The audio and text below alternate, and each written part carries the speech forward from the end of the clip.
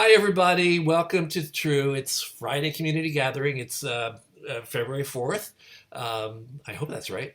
I still, even as we're coming out of COVID, I still get time confused and don't remember what day of the week it is. But the good news is we are seeming to be coming out of COVID. And not a moment too soon. I was a straggler. I managed to test positive for COVID 4 weeks ago and have one day of severe illness, but I was fine after that. And that's with me wearing a mask and not going out and barely socializing anywhere at all except on Zoom. So somehow or other, I wound up getting it. So that just goes to prove that Omicron is extremely, extremely, extremely contagious. So everybody, even though we're heading out of this whole mess, continue being safe. Please be safe. It's not worth taking the chance and having even one day of really violent illness. It was never mind. I don't want to think about it. But I'm here. I'm better. It's 3 or 4 weeks later, and our conversations have traveled all over the place. I mean, we started off when we were talking about creating in a pandemic and how you continue to be constructive during a shutdown, and just coping with COVID was an ongoing subject for us to discuss. Now that we're coming out, now that we're back to possibly coming into a more normal world, we're talking about other things. And today, I couldn't help but notice that we have a lot of writers in True. We're a producers organization, but we have a lot of writers. And so I am one myself. I'm a playwright, composer, and lyricist.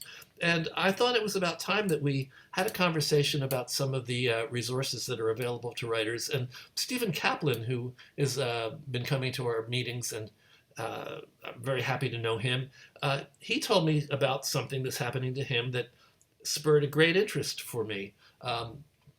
I know the National New Play Network. Most of you who are in the room know the National New Play Network. Some of you that are tuning into YouTube may not know what it is. But they have a lot of different programs. And one of the things that has always fascinated me about them was the rolling world premiere. Stephen told me that he was actually having a rolling world premiere, and we just decided we had to talk about this and bring NNPN in to talk about that and the New Play Exchange and everything else that NNPN does for playwrights. So I'm going to introduce you to Stephen and Anne, and we're going to talk about a lot of different stuff. But a lot of it's going to be about writers, but I made Anne promise that she'd also give us a little bit of tip on how producers can also benefit from what NNPN offers. So this is a little conversation about how to help writers and how producers can also find works. And well, I'm not going to tell you about that. I'm going to let Anne tell you about that. But before we even do that, Stephen, why don't you say hello and introduce yourself and talk about who you are and what you've done. And then I'm going to go to Anne and we're going to talk about her. And then we're going to start with NNPN and see where else it goes. It's going to go to a lot of places, I promise. Stephen. Hey, everybody. It's so good. There's so many people in the room right now that I know their names from the binge and from Dramatist Guild. So hello, everybody. I am a playwright and I have been writing plays since I was 15. So, 2 years ago I started. And I beat you. I started at 14, so there. Oh my goodness, you beat me. I am a member of the Dramatist Guild. I serve on the Dramatist Guild Council, and I love sharing my experiences with other writers because so many times we kind of exist in our own little vacuum, and that's one thing that I love what True does. People sharing their experiences to learn from each other, learn best practices, and very excited to share my current experience with the Rolling World premiere and to be with the amazing Anne Morgan from NNPN. Well, that sounds like a good way of segueing to the amazing Anne Morgan. Hello, Anne. How are you? Hey, I'm good, thanks. I'm just absolutely tickled to be with y'all tonight. Talking to playwrights and people who love playwrights is one of my absolute favorite activities. I am a dramaturg and literary manager by training. I am NNPN's programs director. I've been in this role for just about 8 months, and I share that as a request for some grace if I don't have answers to every single one of these questions. I am based in Virginia's Shenandoah Valley. And that's sort of who I am in a nutshell, and then we'll get to the NNPN stuff. Well, thank you. As we And go, I'm sure.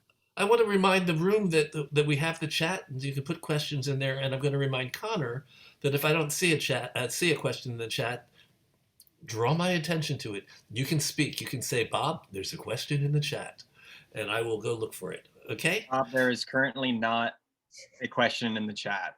There. That's exactly. I'll update you every like 5 minutes. Well, maybe not quite that often, but thank you. So let's start with the parent organization. I actually had people who, when they heard that I was doing a meeting with the National New Play Network, didn't know that we would also be talking about the Playwrights Exchange. It's like, kind of explain the overview, and so everybody gets this. Sure. So NNPN is an alliance of theaters that works to develop, produce, and extend the life of new plays. That's our mission statement, or something close to an approximation of it. But essentially, we have about 130 member theaters of all shapes and sizes all over the country, who share an interest in and commitment to new plays.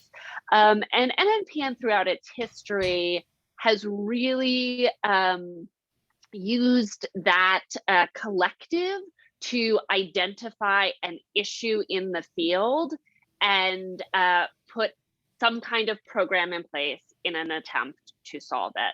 So with the rolling world premiere, which now is 20 some odd years old, the folks in the network realized that premiere-itis was a real problem for playwrights. They were getting one production and then the play would not have any further life. So they were like, here's one program that we think is going to solve this. And we can talk more about that. And then with the New Play Exchange, we recognized, I say we like I was there, but NNPN recognized that there were tremendous barriers between playwrights trying to get their plays read and theaters who were looking for new work.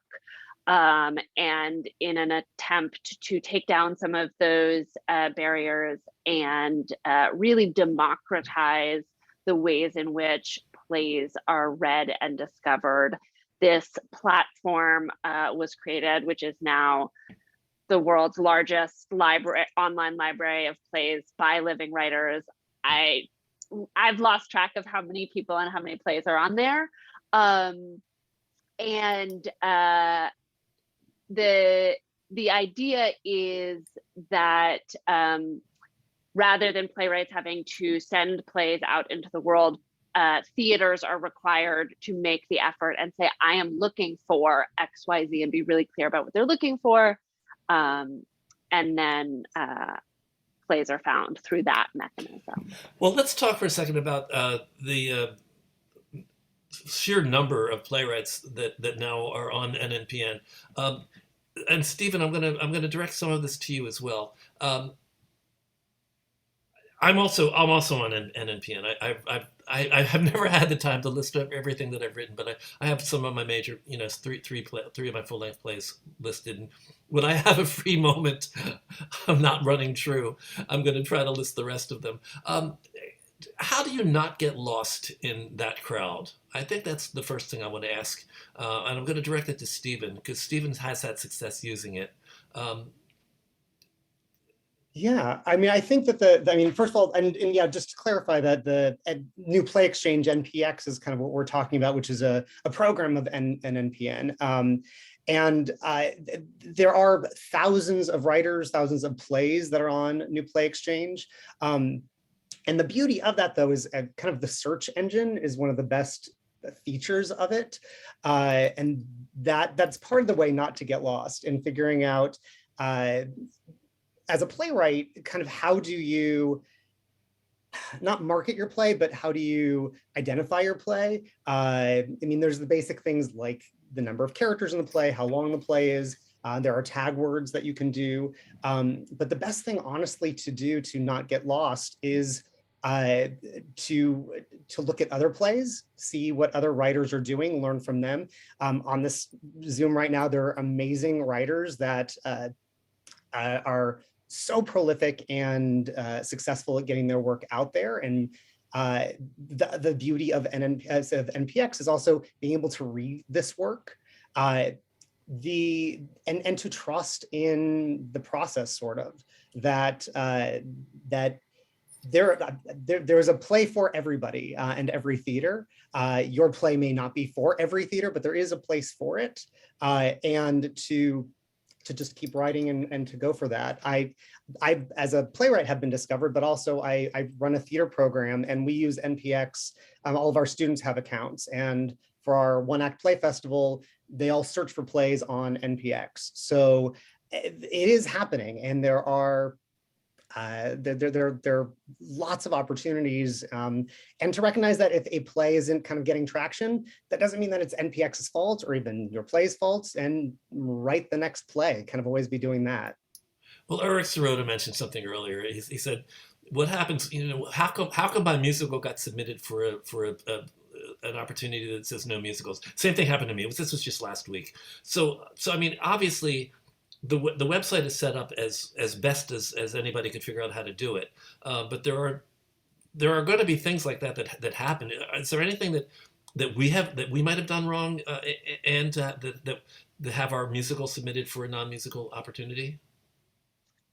Well, not only, like, there are several sort of opportunities for error, some of which is perhaps on the build of the exchange itself. Some of it may be on the writer side if the tagging and metadata has not been properly attributed. And then theaters screw up too. They might write a blurb that says no musicals, but then not tick through the NPX settings appropriately. So I would just sort of echo Stephen's encouragement to make sure that you're using all of that metadata and tagging. And if your work gets submitted or tagged for an opportunity that it's not a right fit for, just don't. I would say don't worry about it too much. Maybe the theater. It surprised me, but I was like, it didn't make a much difference to me. What I did do, though, was I emailed them and I sent them a play that was not a musical, and I said, I was tagged for my musical, but here's my non-musical if you're interested. So before I get, I was talking. Let's keep on NPX for a second. New Playwrights Exchange. What is it? National Playwrights Exchange. That's it. New Play Exchange. New Play Exchange. Okay. Which is a program of the National New Play Network. There we go. Forgive me, I'm old. I get confused. So one of the things that I see happening a lot is there's a lot of great networking on that. Let's talk for a second about how NPX brings playwrights together and brings. I think you've created a very supportive community. I know people read and write reviews of each other's plays and things like that.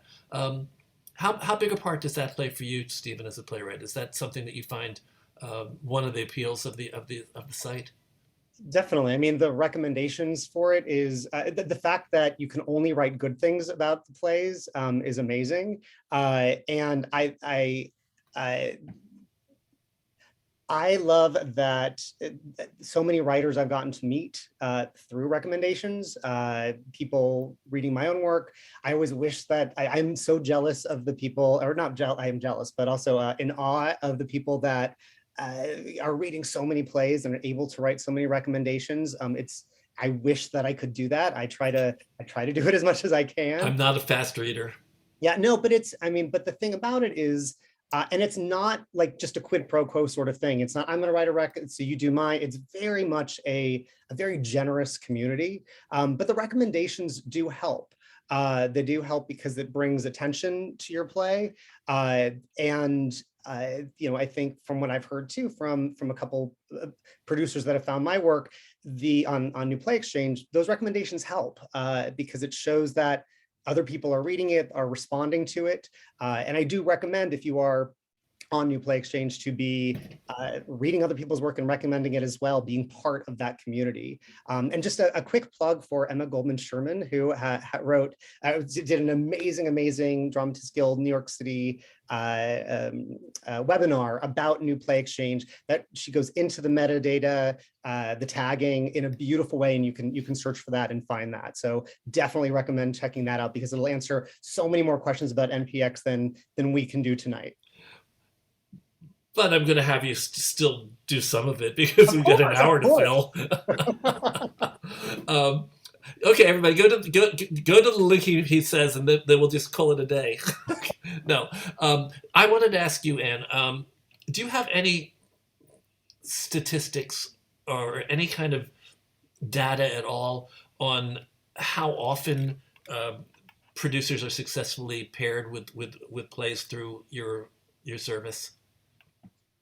Ooh, not off the top of my head, I don't.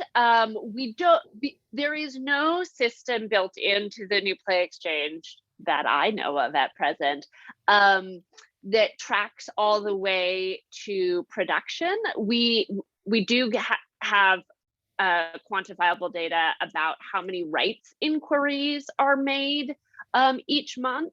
But presumably, once you've made a rights inquiry, the producer and the playwright or the playwright's representation are off talking with one another, and they're no longer using the New Play Exchange as that connection point.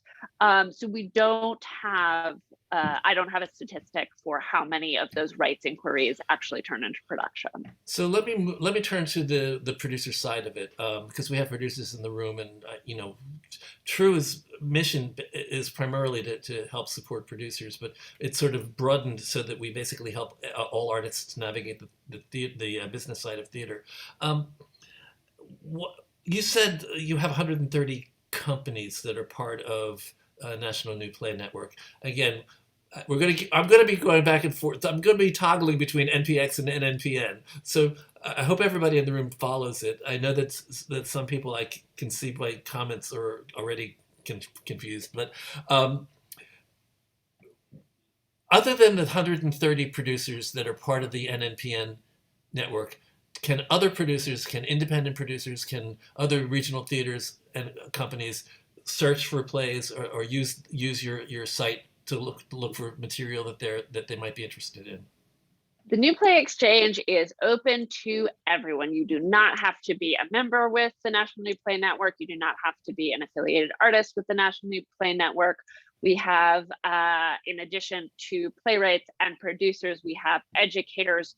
We are, spoiler alert, going to be rolling out an actor module in the near future. We have directors and design and dramaturgs. You can find a freelance dramaturg on New Play Exchange. You can just be a theater lover who is not a theater maker and just want to read plays. There is a space for you on the New Play Exchange. Good to know. And I think that I know a couple of people in the room are very interested in hearing that. Connor, I know that there was a question a while ago that you wanted to call my attention to. And yes, I have several questions. All right. So I'm going to fire them off. Maureen Condon asks, when plays are on NNPN, do the playwrights get paid when the theaters use them, and how are copyrights protected? So again, just because I think we're going to have to differentiate several times over the course of this conversation. Plays go on the New Play Exchange. Playwrights continue to own them, continue to own the copyright, and any arrangement for theaters to produce those plays is made between the playwright and the producer, whether what that licensing or royalties agreements looks like. And NPX does not broker any of that. We are merely a sort of place to bring interested parties together and set them off on a course. It's kind of like what we do. We just basically create the environment where people can meet each other and maybe find ways to work together. Um, uh, Next up, Connor. You got it. Emma. Emma can't ask anything. She knows everything there is to know about this. She still put in a question. She says, I want to know what Anne looks for in a rolling premiere. How are plays vetted? How can playwrights call attention to ourselves to be chosen? She also included a lot of question marks, around like 7. So I think she really wants to know. Okay, so you know what? I was saving that, and let's go right to it. The broad question is how does the rolling world premiere work, and what is the process that is in place that makes this happen? And we can talk about it from Anne's point of view, and also Stephen, you can tell us how it happened for you. Stephen, why don't you tell us how it happened for you? Sure. So, and Anne and I have talked about this because the process was very mysterious for me, actually, about how the rolling world premiere worked. I had seen it happening, had always wished that it would happen for me. The way that it happened for me, as with any story, is very unique, but I think is telling, and hopefully I can share some of what I've learned from it. There was a theater that had found the play. And it's this play, Tracy Jones is the one that's having the rolling world premiere. Williamston Theater in Michigan found the play, wanted to do it, and they happened to be an NNPN member theater. And Anne's going to correct me if I get any of this wrong. So, but basically for a rolling world's premiere to exist, 3 NNPN member theaters, either associate or core members, need to commit to producing the same play within 18 months of each other. They're completely separate productions, different directors, different casts. There is a possibility of kind of 1 or 2 carryover members that could happen artistically, but in order for the rolling world premiere to happen, 3 theaters, NNPN theaters, have to sign on to do it. The artistic director at Williamston committed regardless of the rolling world premiere status, because he was the first one to sign on. And he started, he asked me, he said, is this something you'd want to do? I said, yes. So he started marketing it on the NNPN side. Their theaters have their own network where they kind of talk to each other, where the play, he put up the play, he reached out to some theaters. Simultaneously, I also then started reaching out to theaters myself, people that I had connections to, because the list of all of the NNPN theaters are on their website. It's very clear who's a member, that's very clear. And I went into my marketing playwright mode. I looked at every theater that I thought might be a good fit, because some theaters were not good fits for this play or for who I am as a playwright.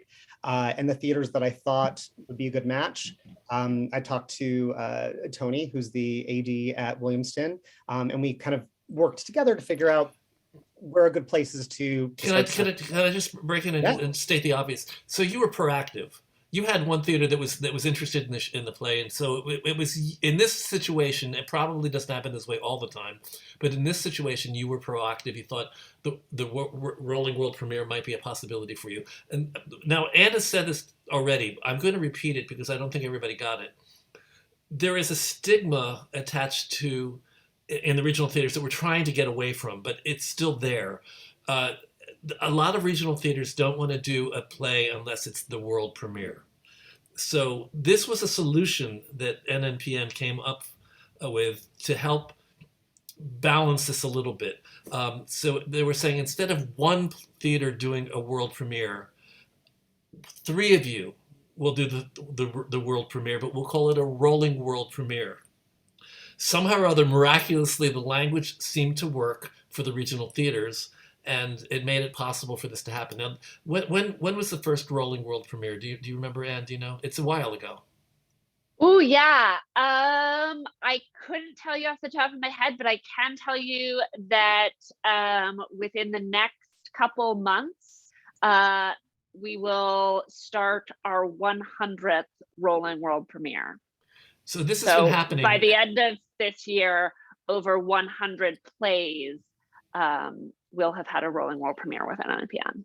When we eventually are in a world where regional theaters do not think that they have to have the world premiere, this won't be as much of a problem. So, I mean, you'll be able to take a play to another theater, and they won't say to you, "Oh, no, that already premiered somewhere else. We want our own premiere." So, it's all a semantic thing. It's really just about finding a way of talking about this so that the regional theaters could feel ownership about the play. That may surprise you. It surprised me when I first learned about it, but apparently it's a real thing. I'm not sure if it's changing. Anne, do you know whether it's changing at all?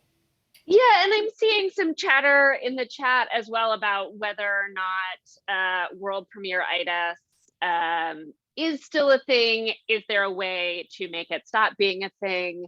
I would love to see it go away. I think there's a major perception that I don't have the power at present to solve in terms of funders who like to fund world premieres because that's sexy somehow, even though we have quantifiable data that says that audiences don't particularly care about a world premiere label. They just want to see something that's new to them. That's a bit of a sidebar. But we have noticed over the 20 some odd years that rolling world premieres have been around that there has been a sort of gradual decrease in world premiere itis, more willingness to do a second or third production. And so the rolling world premiere just went through a really deep internal evaluation. And one of the things we identified, we were like, why does this program still have value as this issue that kickstarted it is perhaps waning slightly, not as much as I'd like. And what we landed on was that what the program offers is the continued development of the play through production across a collaborative cohort that is the playwright and these three member theaters. And so that's sort of really where our focus is. We are happy to still let these theaters call their production the Rolling World Premiere production. Happy for them to have that label if they want it. We support both the member theaters and the playwright with a little funding as well. But really what we're interested in is supporting the collaboration around the continued development of the play. So it's kind of an odd conversation for playwrights to hear. The conversation I think we want to hear is the one about how interested the world is in helping us develop our plays. And there are commercial considerations that are coming into play here. And Anne mentioned that there are funders, there's funding that they can get for a world premiere. And there's also something sexy for their audiences. I think they think that bringing the audiences in for a premiere is in some way an advantage. But none of us like this. just to state it, none of us like the fact that this is the way it is. And I'm glad to hear that there seems to be some moving away from it. So thank you for sharing that, at least, Anne. So what are other ways that people can... So I guess the question is, what can I do to get noticed by a producer or a regional theater? And the answer you kind of gave was the thing about tagging properly and presenting your work in a way that is a compelling way on the site. Can you give us any tips on that, Stephen or Anne? I wish I had like the magic thing. I mean, in the chat right now, people are talking. Part of the reason like this particular play worked, and I think Emma just nailed it. It was 4 characters. It's a single set. It was 90 minutes. It's also a bit of a comedy, and that appealed to a lot of theaters. Not that there aren't theaters that want to do, 20-person dramas that are 5 hours long, or whatever. But there is one. There's one. There's one. But part of it, I mean, as a playwright, is looking, and I didn't write this play to be, the producible one. It was the play I wanted to write.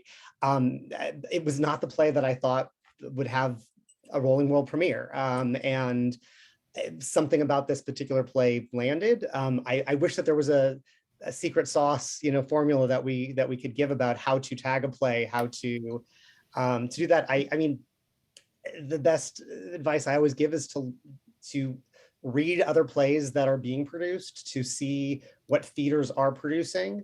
Not that you're writing to that, but just to get a sense of what the climate is for different plays. That's just one thing as a writer, just to be aware of kind of what is going on around you. There apparently are dozens of questions. So yeah, I got like a backlog. So okay, Connor, go for it. All right, sounds good. One sec. I wanted to write down who asked what.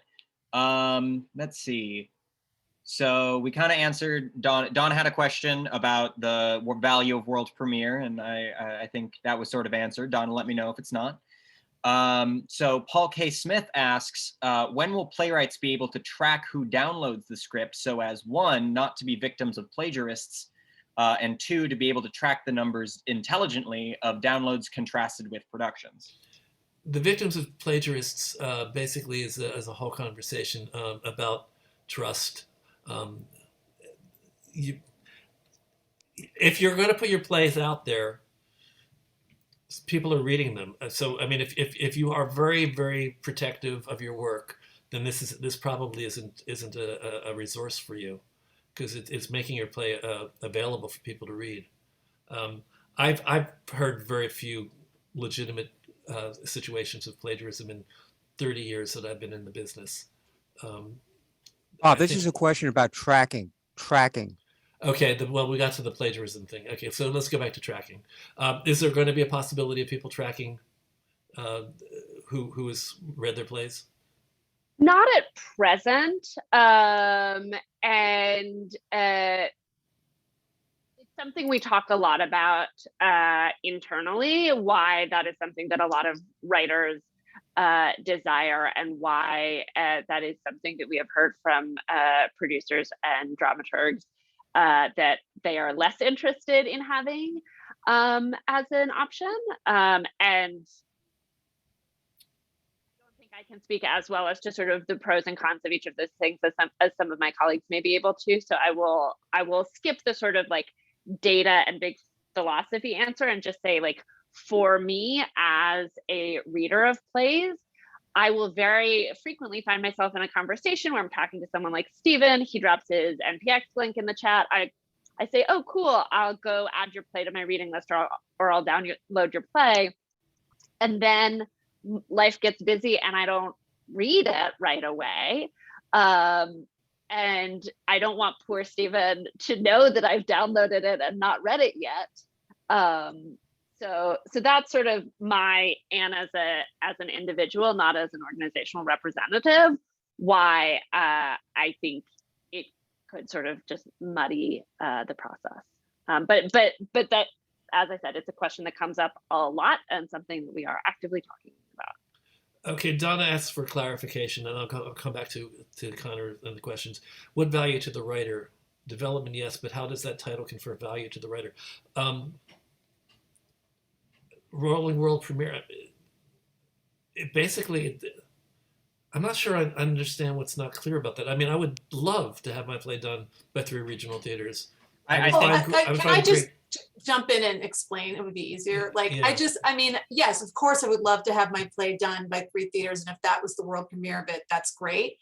It's more to me about the idea of keeping the world premiere verbiage in the conversation and conferring all this importance on it, because now it's trickled down and like every theater in the universe is like, we want your world premiere. And like the biggest theaters like don't seem to care, like theaters in Europe don't care, or like theaters in New York don't seem to care too much. So it just I'm wondering like if there's actual value for the writer, like beyond NNPN, where you're getting 3 productions, which is of course the value. You're talking about the value of the phrase. You're not talking about the value of the experience. Yes, the NNPN experience, wonderful. Yes, and you're getting 3 productions, for trading out that title. I would still go back to basically it's marketing. It's a marketing value for you as a writer.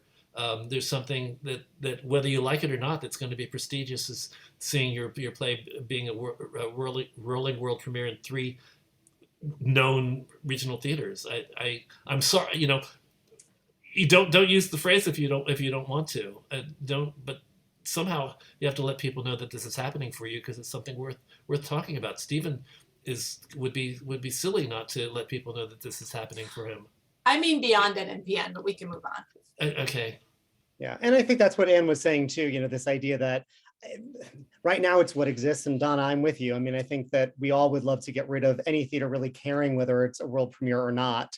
And as we were saying, honestly, I mean, the fact that the theaters are getting some funding, the fact that the bigger thing that's happening now, that's a benefit, I think, to the theaters and to me as a playwright, is this collaboration. All 3 theaters have 3 artistic directors talking to me about the development of the play, and for me to be able to, from production to production, make changes. And to also, these 3 theaters are in very different places, have very different audiences. I'm going to get to see, does this joke work in all 3 audiences? What resonates? And that's a beauty that the world premiere is great. I mean, just because the theaters get it, but I don't actually think that at least these 3 theaters care that much about that it's the world premiere. I think it's just the idea that they're doing new work, which is what National New Play Network is all about. I can also hypothesize a situation that would be great for a commercial producer. If a commercial producer is interested in developing a play, we have what's known as the enhancement deals with regional theaters. I can see a situation where a producer would have the incredible opportunity to enhance 3 different productions and learn a tremendous amount about the show before bringing it to New York and having a final commercial production. So in terms of development, as a producer, and I do have some producer genes, I'm not wearing them right now. I do have some producer genes, and I'm thinking, wouldn't it be great if I, as a producer, could bring a property that I found on NNPN, on the New Play Exchange, NPX, and broker a rolling world premiere for the writer. That would be a great thing. I think writers would also like that too, so that you don't have to broker your own deal. But that's just a hypothetical. I don't know if it's possible or not. Connor, you want to come back with the next 17 questions? So we got a lot of, I see everyone, I see your questions. I'll get to them if we have time. I was just going to go in order of question received, so please don't hunt me down. So we got another question from about sort of like world premiere verbiage from Eric Sirota. Does world premiere typically mean that the play is now locked? And are you saying that more development can happen throughout the different production of the rolling premiere? Getting a couple of head shakes and some nods. So it's a good sign. All right. Yeah. The answer is yes. Yeah, that's exactly the point that, and the 3rd theater said, they're expecting the play to be, not expecting it, but it hopefully will be in the best shape possible by then. But one of the things that NNPN also does for the rolling world premiere, there's funds that are provided for travel for me, for the theaters too. So I'm not paying for my travel to these theaters to check it out. Even the 3rd theater, where hopefully it'll be ready. I don't need to necessarily be in the room as much, but that's something that's a tremendous benefit as a writer, so that I can make these changes throughout the entire process. Connor, next up. Yeah, unless Anne, you had something to say. No, we can't do that now. We have to keep moving. Okay, we're go. Fran Handman asks, are plays submitted through a theater, or can individual playwrights send their material, and is there a limit? So, and this is where I think, once again, I'm going to call on the disambiguation between the New Play Exchange, which anyone can put their own plays on there. They can put as many plays as they like. They can put as much of those plays as they like. That is accessible to all. And the Rolling World Premiere Program, which is is NNPN member theaters pitching plays to other NNPN member theaters. So as we heard Stephen talk about, Tony Caselli, the artistic director at Williamston, found this play, committed to producing it, and then he, as the representative of his theater, brought it into the network. And we have a few different pitching mechanisms. And I think we did, Stephen, you can tell me if this happened for you, but something we do for many of these plays that start into our pipeline is we sit down with the playwright and whichever theaters are already on board and collectively talk about which theaters do you have existing relationships within the NNPN network, who's going to send the script out there. So there's a little bit of strategizing that we do try to bring the playwright in with. But the starting point for a rolling world premiere is that NNPN member theater. Connor, next up. Wonderful. Maureen Condon asks, do playwrights typically post the entire script on the exchange or just the first 15 to 20 pages? Entire script. All right. Next question. So Ralph Lewis asks, I have a couple of projects that need playwrights. I work with playwrights, not plays. I'm happy to do all the hard work if I get to have some of the creative fun. If I needed a play, why would I go to New Play Exchange instead of, for example, the Kilroy's list? I think you should go to both. And also, most of the Kilroy's plays are on New Play Exchange, and there should be, though I don't know exactly what the mechanism is, but I think you should be able to find the week that the Kilroy's list was the featured list on the New Play Exchange homepage. And then they're all there for you on the New Play Exchange. Next up. As Emma points out, larger pool searchable features, you can get, the search functions are really robust. So you can say, I want a 3-character play written by a woman that is hours long and, XYZ, whatever else you're looking for. You can get really, really specific or go really broad in your search. You can do both. Okay, next up, Connor. Bob, you almost called me corner. That's because I'm wearing braces. Oh, yeah. Paul K. Smith asks, question for Ann Morgan. Sorry, Stephen. New Play Exchange highlighted and featured one of my plays, but I only found out late that day from a producer of my work. When will you alert member playwrights that the New Play Exchange is featuring their work? Soon, hopefully. We've got a whole bunch of improvements that are slowly working their way through the pipeline, and the ability to get a notification when your work is on a featured list is something that we hope to achieve in some timeline that I don't currently know. I mean, I don't know. I don't know very much about the development of this platform and what all goes on under the hood, but that is a request that is in process, because it is, something we should be able to do. We need a tech person to answer that question, because it basically the entire web. I mean, it's incredibly robust website, and they need somebody who can go in there and add features, and it doesn't just happen. It's hard. And Anne is acknowledging that she knows that would be a good addition to the functions on the website. So. Yeah, there's a plan for it. That's great. Connor, next. Yeah. So we got less question and more sort of just various various sayings and statements about sort of. Well, minimize those. Statements. No, I would like to keep them to questions for sure. Anne, and this is about conversation. Absolutely. There is some good conversation in the chat, though, everyone. So please keep it going.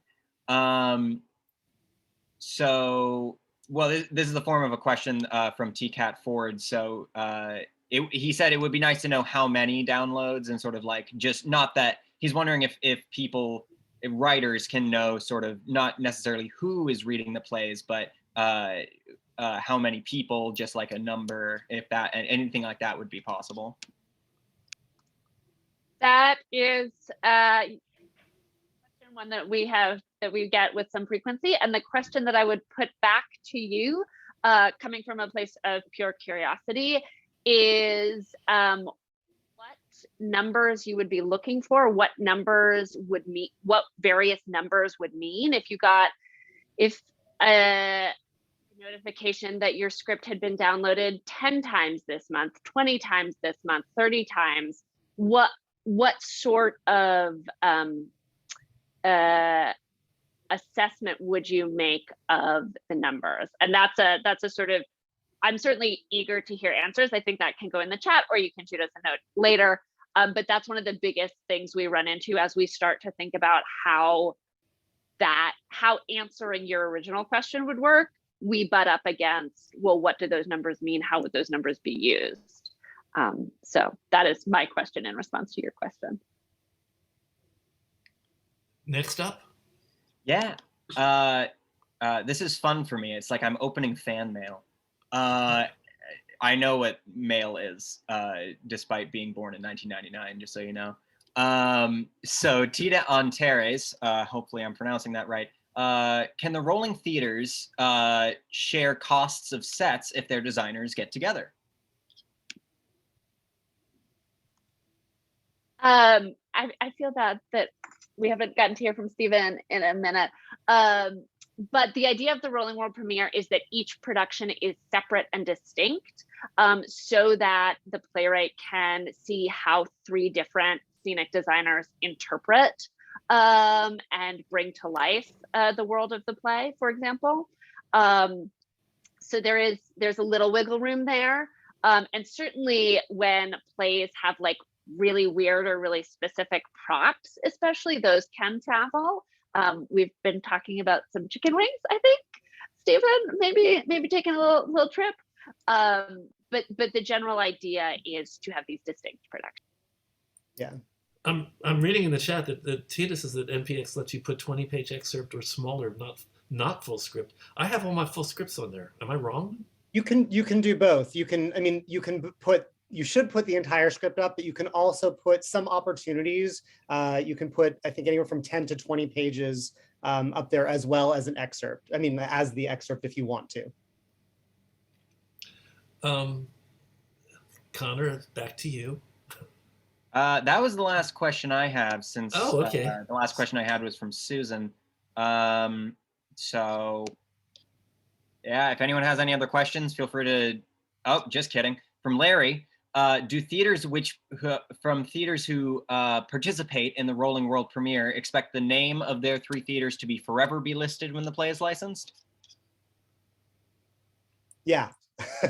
it is in the contract that there's specific language that that it was a Rolling World Premiere, National New Play Network, produced at these 3 theaters. But that's, I'm happy to give that in the title page, or the licensing page when the play is hopefully published.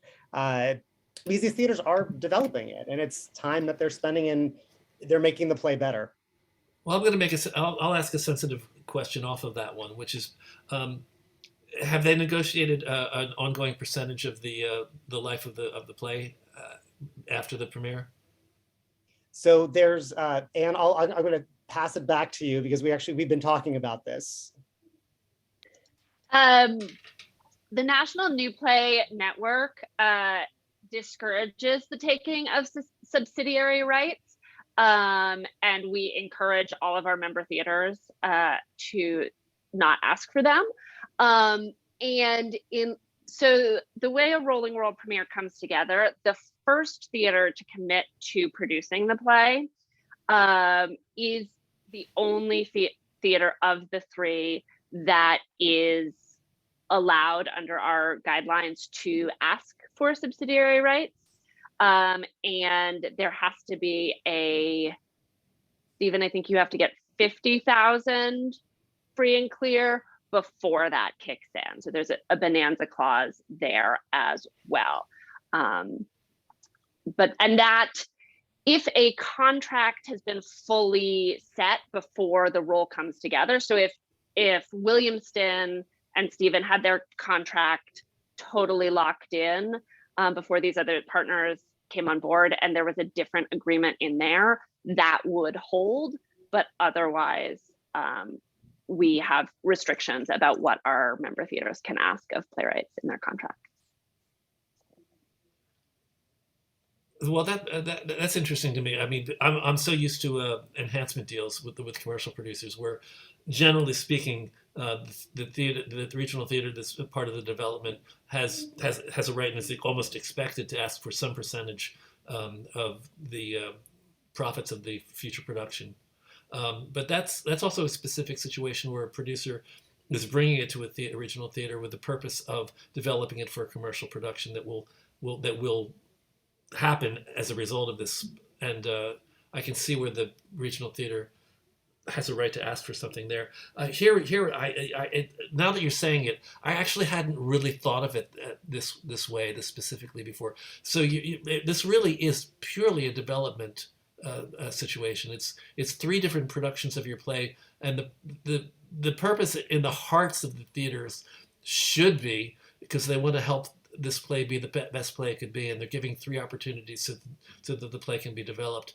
So, what is it you sold them on the other side of it? What are they getting out of it? Is it just because they love the play and it's going to bring in their audiences, or how do you sell it to a theater? How did you sell it to a theater? How did I sell the play? Yeah, how did you sell the idea of them doing what would you say that the idea of the rolling world premiere and the fact that they were going to be one of 3 developmental steps for this piece, was that one of the selling points, or were there other selling points for each of the theaters? Well, for the very first theater, for Williamston, there's no guarantee that they would have gotten a rolling world premiere because they still needed then 2 additional theaters to sign on for that. So Williamston, and I would love Tony Caselli forever for this, if it got a rolling world premiere, that would have been great. But he was already committed to producing it whether or not there were 2 additional theaters. Once we got the second theater who was interested, still, there's not a guarantee that you're going to get that 3rd theater. Having the 2 theaters sign on made it easier for a 3rd theater because they were kind of the last piece of the puzzle. But Rochester, who was the second theater, they did it because they liked the play. And if there wasn't a 3rd theater, they wouldn't have gotten the enhancement money, or the extra things that NNPN gives. So the rolling world premiere is a great, wonderful thing. But part of the reason these theaters are members of NNPN is because they're committed to doing new work. And for the 3rd theater, which is Island City Stage in Florida, it certainly helped that suddenly they knew that they'd be part of this role, and 2 other theaters had committed. It helped me as a playwright because there's already 2 theaters that were interested in it. So, there's nothing to being chosen like being chosen. No, I'm getting confused because now I'm not understanding, because I had assumed that there was going to be a participation for all 3 theaters. I thought they were going to get something monetarily out of doing this, but you're saying no. So you hinted that there are things that NNPN provides to each of the theaters. So, and can you explain that a little bit more? Sure. So there is funding that NNPN gives to each of the theaters, but it is a flat award rather than any sort of future option. And the amount of funding, and this is going to get a little in the weeds, the amount of funding varies depending on the membership status of the 3 theaters that make up the role. The amount that the playwright gets does not change. It's not dependent on the membership status of those theaters. So they do get funding. They frequently also get travel support to not only bring the playwright, as Stephen was saying, to their theater, but also to travel to one another's theater to see the play at the different stops on the roll. They get marketing support from NNPN sometimes that's a press release, sometimes that's social media. It varies sort of depending on the needs of the play. They get this sort of cohort support as well. We'll meet at at a couple points over the course of the role to talk about what we're learning, how each part of the process has been. And then I think the other things I'll add are that this is really the sort of like the develop, produce, and extend the life of the future life of the play is really appealing to our members. Not so much the future income from the play, but making sure that this play, which is really good, gets seen by many audiences. And we have tons of plays start as rolling world premieres, and then because they've had 3 successful productions under their belt, get more and more productions around the regions, may go to New York, may go on a sort of college circuit. Okay, so what you're saying is that they get prestige out of it. They're gambling that because it's going to have three productions, there's going to be further productions, and that they can always say in their materials, we were the first the first theater to do Angels in America. So that is a feather in their cap. That helps them, and that also helps them probably with funders. If they can point to something and say, "Look, this play that we did went on to be successful in this way or in these ways." Is that? Am I understanding it better now? That is absolutely part of it, for sure. And then the last piece that I think is a benefit to member theaters is there's a little bit of being relieved of the risk. In air quotes, the risk of doing a new play. As Stephen mentioned, the third theater is hoping that by the time the play gets to them, the script is going to be even stronger than it already is. Stephen's going to have learned things. So there's a sort of a risk sharing that happens that all 3 theaters are going to do it. And I think that appeals to our members as well. If a theater that wasn't part of NNPN were ready to do the first production of a play of mine, would NNPN allow their member theaters to join in a rolling world premiere, or would you require the theater that's not a member to become a member?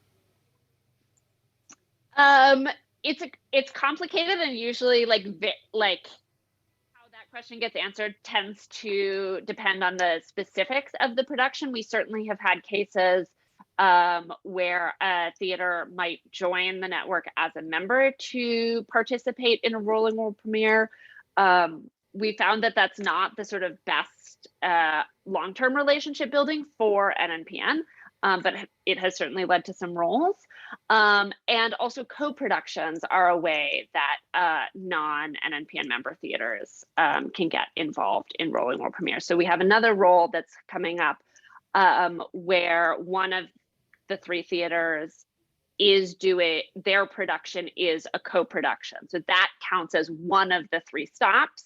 And because one of those co-producers is an NNPN member theater, they are part of the role. And so that's another way that works. And that's an answer to an earlier statement or question about sharing assets. So basically, if it's a co-production, it means that it might actually have the same director, same cast. Yeah. There's always the problem of the set and there's always the problem of the set, because my stage may not be the same size as your stage, but nevertheless, a co-production in theory is an opportunity for two theater companies to share the costs of creating a production. Yeah, and that's actually, Williamston is actually a co-production. They're doing a co-production with Tipping Point Theater. They're about an hour and a half or so apart from each other. And it's starting at Williamston, and then set, costumes, actors are moving to Tipping Point. But that just counts as one part of the role. I'd love to be the designer getting the specs for 2 different theaters and saying, go ahead, design now. Design for these 2 theaters. Anybody, we're past our time. I got lots of questions, Bob. You have a lot of. Just kidding. Oh, okay. I got lots if you need them.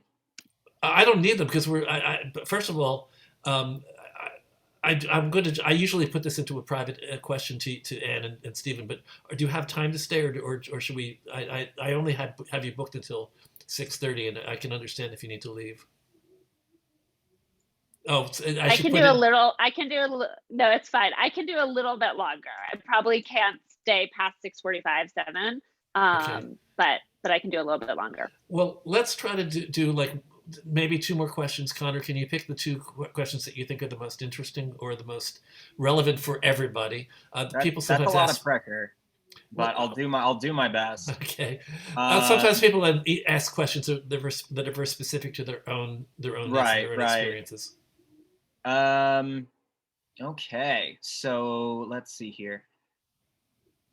I do have an answer to the question that Anne posed to the group, if you're interested in that, which I don't know how many of you saw that. But Ralph Lewis asked, is there a new Play Exchange webpage of success stories? Info on plays that started there and where they were produced, which ones made it to Broadway or regional theaters, etc. There isn't, but wow, would I love that.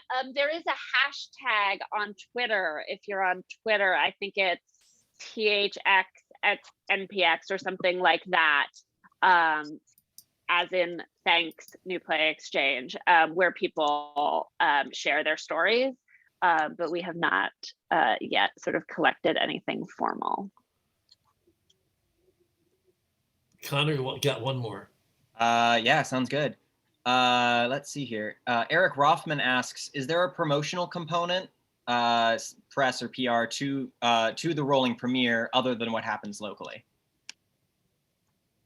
Yeah, absolutely. And that's one of the ways that we try to support a Rolling World premiere is, right now my colleague is working with somebody's PR person to like craft a joint press release that'll go out together.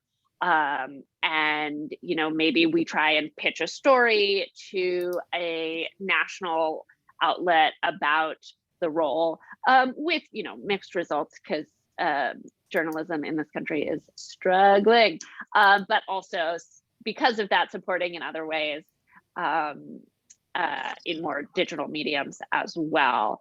Yeah. I'm seeing in a couple of comments in the chat that talk about submitting.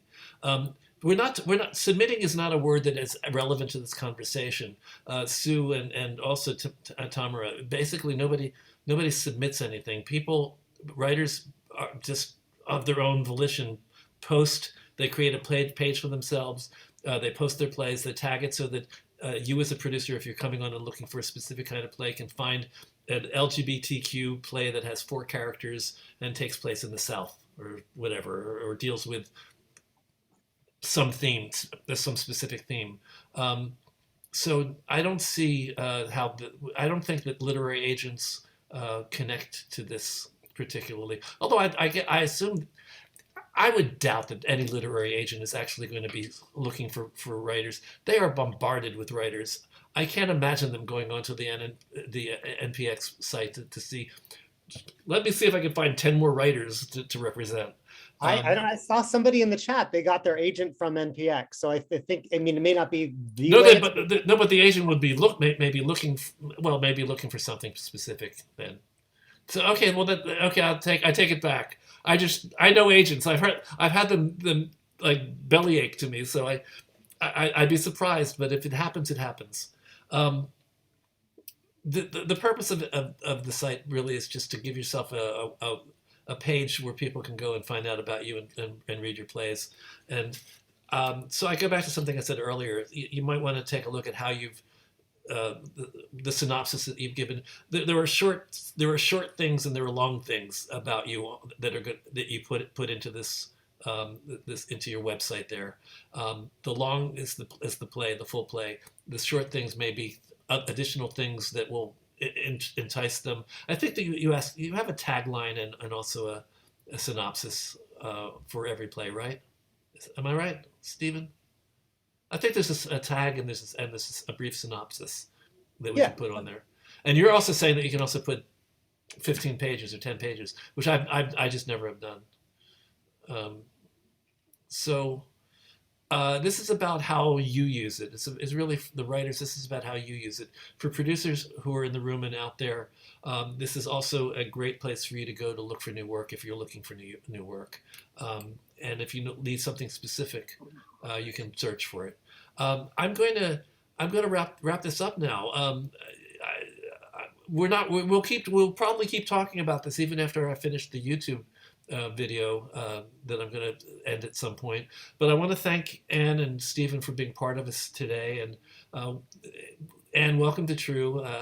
Hope you'll come back and join us on another weekly community gatherings. Next week we're going to be having a political discussion with Amy Todoroff in the League of Independent Theaters. We're going to talk about some of what's going on politically with the arts these days, and what may or may not need to happen right now.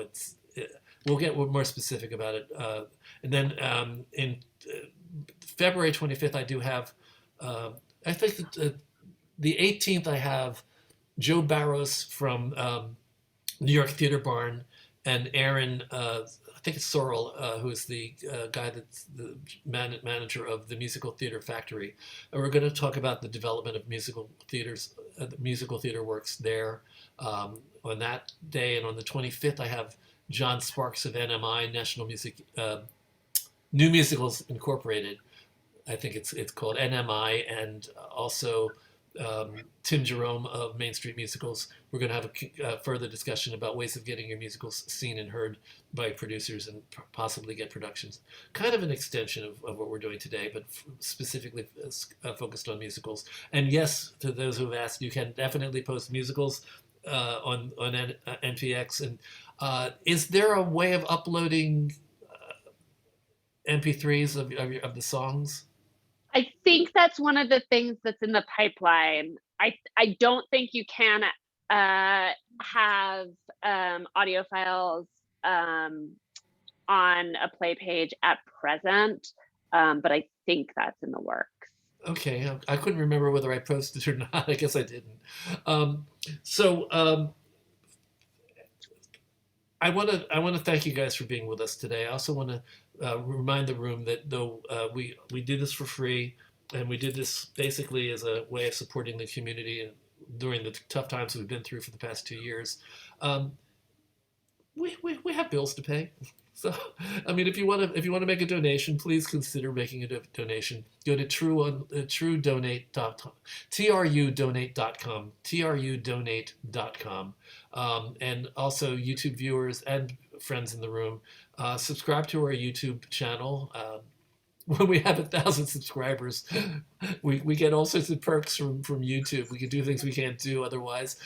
I have 180 now, so I don't know, maybe in 3 or 4 years we'll have 1,000, but with your help we can get closer to the goal.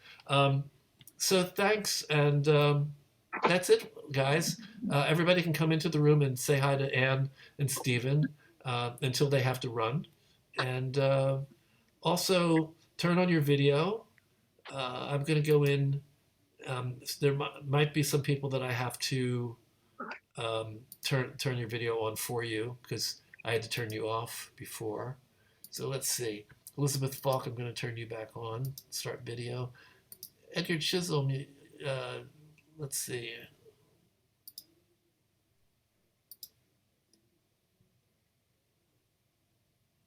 There you are. Okay, so everybody come on in, and any comments, anything that is still dangling that you wanted to find out about before we go into breakout rooms? Yeah. Scott had a question. Scott. Yeah, you can just read my question. Oh, I would be delighted to, Scott. Thank you, Connor. If I can find it. Oh, God. Yeah, I'm looking for it now too. Okay, well, yeah. I'll just go. Is this a question for... What other programs and events does the NNPN have that playwrights can benefit from, and how do they get involved? That's a great question. The majority of our programs have the member theaters as touch points. So we have some funds that support collaboration efforts. We have a commission or two, depending on the year. We have an opportunity to be considered for our National Showcase of New Plays. And the folks who are invited to share work for consideration for those opportunities are programmatic alumni of one of the other programs. So Stephen is a newly minted affiliated artist with NNPN, and that will open sort of several other doors to him. But the rolling world premiere program is the best way for folks who don't currently have a relationship with NNPN to start to build one. By a raise of hands, how many people would like me to do breakout rooms? We'd like to meet each other in breakout rooms. Well, just a handful of you, not that many of you. Well, I'm gonna make the breakout rooms, and I'm just not gonna make too many. I'll make like 4 breakout rooms, and you can go in and meet each other. And Stephen, can you stay long enough to like maybe do 5 or 10 minutes in the breakout rooms and meet people who want to meet you? I need to leave by 7. My family's making dinner, so yeah. Okay, so Stephen, Anne, I'll ask you to go into room 1. I'm going to open all the rooms now. Stephen, you can go into room 2, and Jane Dubin, are you still with us? Are you still there? I am. Jane has a following, so Jane, do you want to go into room 3 and let people follow you? Oh, sure. And let's see. Scott, you're a board member, so why don't you take room 4? And people want to meet Scott and say hello as a board member. No, I actually have to go. Oh, you have to So go. Never mind. I have to go. All right. So we got three rooms if anybody wants to go into them. Paul, you have your hand raised. What's up?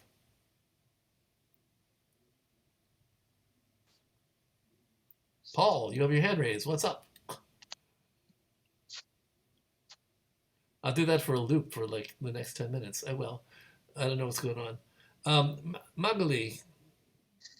Let's see. Who else is here? Anybody want me to put you into a room?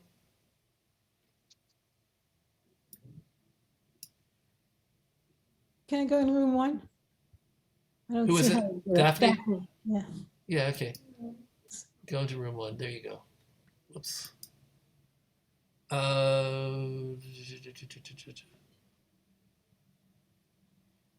Jane. Did Jane go into a room?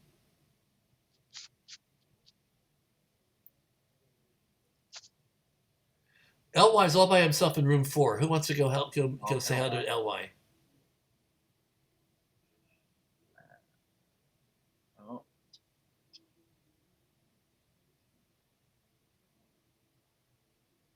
There we go. So I've got active rooms 1, 2, and 3. Magali, are you still there? Are you with us? I guess not. Elizabeth Falk, are you still with us?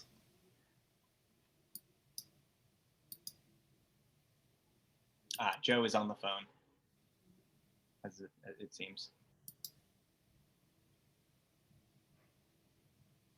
Benji, I haven't met you. Benji, say hello. Oh, there you are. You're Michael's friend. Michael's in room 3. Yes, I just realized you couldn't see me so yet. I'm Benji, and I think we saw each other a couple times before. I'm a playwright and art historian. Oh yes, I know you. I know you by now. I know you already. So do you want to go hang out with Michael Yeah. Which room Sounds is he good. now? I lost track. Oh, he's in room 3. Okay, I'll put you in room 3. Great, thank you.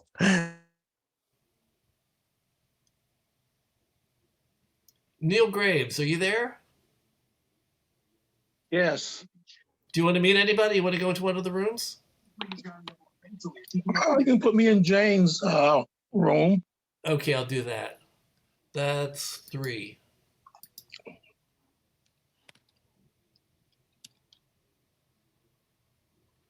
Gary Hughes, are you there?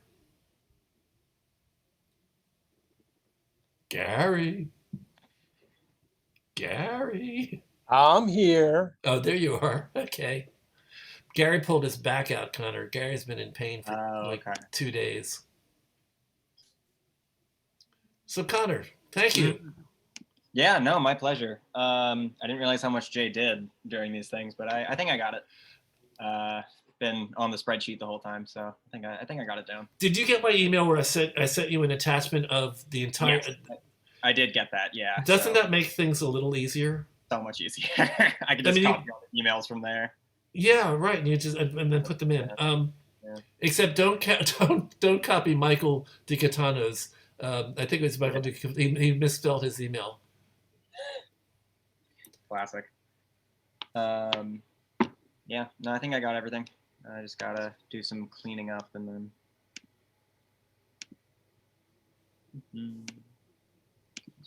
Yeah. So did you get 72 names? Did you actually grab 72 names? According to the spreadsheet, there were 78. 78. Okay. 78. Yeah. So hey, that's pretty good. If you ask me. According to the spreadsheet. That just like the people I counted. Of the people you counted. Okay, because Yeah. basically the spreadsheet from our website had 58 reservations on it. I think it was 58. Yeah, there were plenty of no-shows. Yeah, you have to put the no-shows into different sections. Yeah, I did.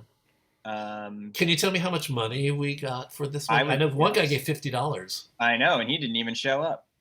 I can tell you how much money we made in 1 second. Actually, wait, no, I can just do that. Can I ask a question? Sure, Gary. Because I know I post this on Facebook and LinkedIn. Does anybody do it on Twitter and Instagram? That's supposed to be Connor. Well, I do Instagram. I don't know about LinkedIn, but yeah, LinkedIn. Do you post the Friday gatherings on Instagram? I haven't been, but I was planning on starting that next week. Just because you probably get more, because most of it's from LinkedIn and Facebook. Because I belong to maybe like 6 groups on each, and I posted on all of them. And I knew this one would get a lot of traction because who's going to be here? Writers want their work seen. They most certainly do.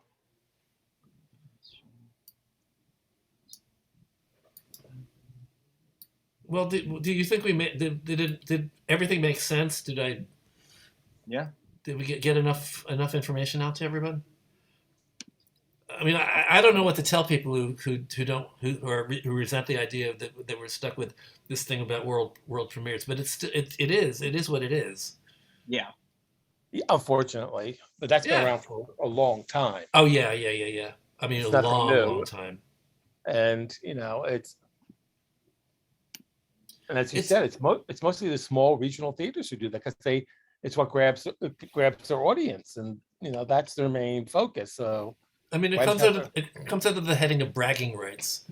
They want bragging rights. Well, yeah, it's a world premiere. It gets people's attention. If there's another, if the writer can come up with another way of giving a promotional push, then they should mention that. That's why I think that the whole concept of the rolling world premiere was brilliant. I just give NNPN a lot of credit for coming up with that. Well, such a good idea. Well, you can start subdividing it. Like you can just say East Coast premiere, West Coast premiere. Well, that's what we try to do. Yeah, it's saying world premieres should be reserved for a large theater company, not for like a company in, I don't know, Mishigosh, Iowa. Mishigosh, good old Mishigosh. I think my cousin lives there. Yeah, I got family there too. Yeah, Bob, we made $150 today. Good. I think that's more than we've made in any of the previous ones.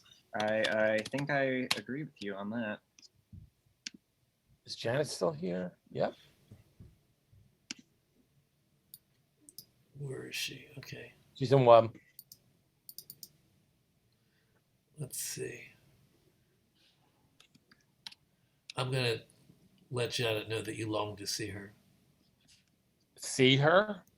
Oh, well, talk to her. Let me figure this out. I'm just going to visit. All of this. So I'm sorry.